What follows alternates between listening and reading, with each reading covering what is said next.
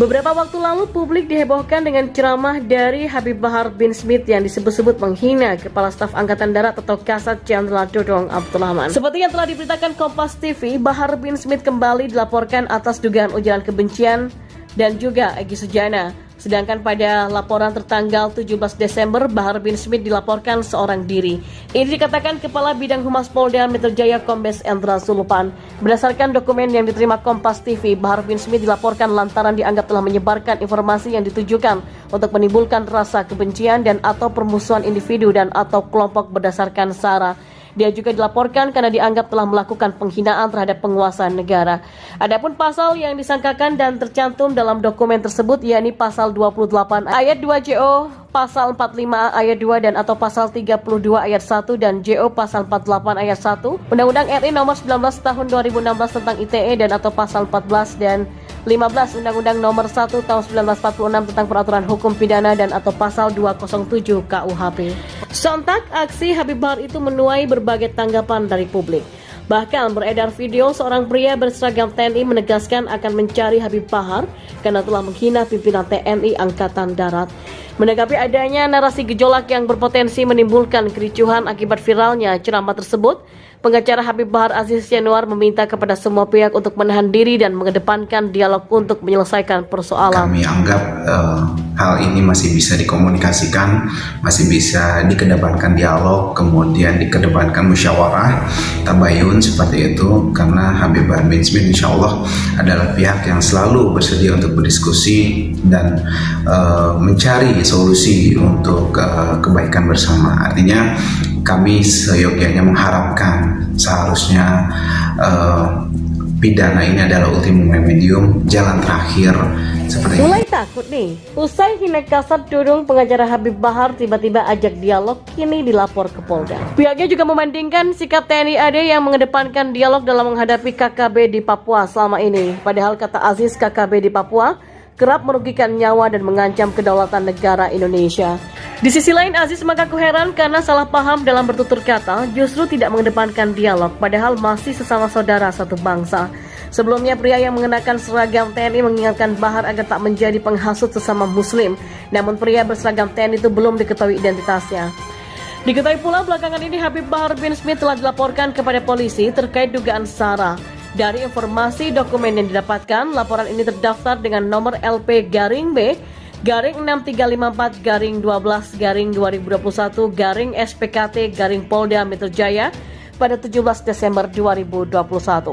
Bahar bin Smith menyayangkan laporan terhadapnya. Kami anggap hal ini masih bisa dikomunikasikan. Ya, Bahar bin Smith menyayangkan gugatan terkait ujaran kebencian yang dilayangkan terhadapnya tanpa mengedepankan dialog dan musyawarah. Seyogyanya laporan pidana adalah jalan terakhir setelah musyawarah dan tabayun dilakukan.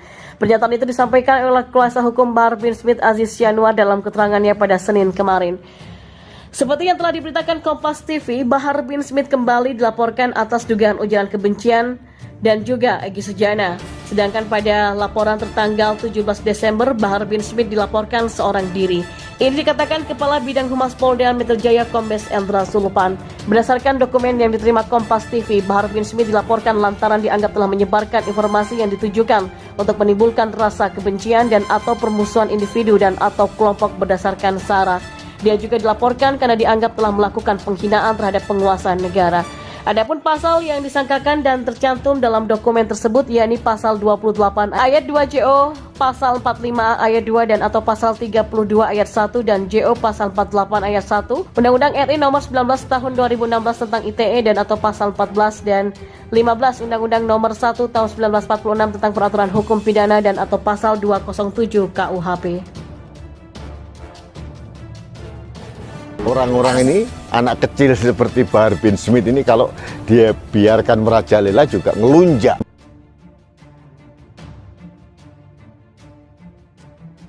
Ya sebenarnya nggak ada yang baru dari ucapan-ucapan Bahar ini. Dari dulu orang ini emang cenderung provokatif dan suka ngehina orang lain. Cuma masalahnya, sekarang lawannya Kasat TNI.